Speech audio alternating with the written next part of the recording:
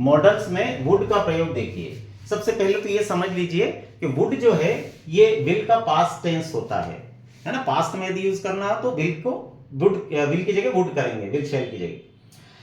पहला है future indefinite में विल शैल की जगह आजकल वुड का प्रयोग होने लगा है। मॉडर्न इंग्लिश में विल शैल को अब कम यूज किया जाता है। जैसे I would go to America, मैं अमेरिका जाऊंगा, अब यहां शैल आना चाहिए था लेकिन वुड आया। She would not help you, वो तुम्हारी मदद नहीं करेगी, यहां विल आना चाहिए था लेकिन वुड आया। दूसरा है विनम्र निवेदन यानी पोलाइट रिक्वेस्ट प्रकट करने में, would you lend me some money, क्या तुम मुझे कुछ रुपए उधार दोगे, बहुत विनम्रता से बोला जा रहा है। Would you please pass on the sugar, क्या कृपया तुम मुझे वो शक्कर इधर खसका कर दोगे, शक्कर पड़ी उधर खाना खा रहे हैं तो। तीसरा प्रयोग भूतकाल यानी पास्ट टेंस की बात को भविष्य काल में, फ्यूचर में बताना हो, भूतकाल में कही हुई बात को फ्यूचर में बताना हो वर्तमान में।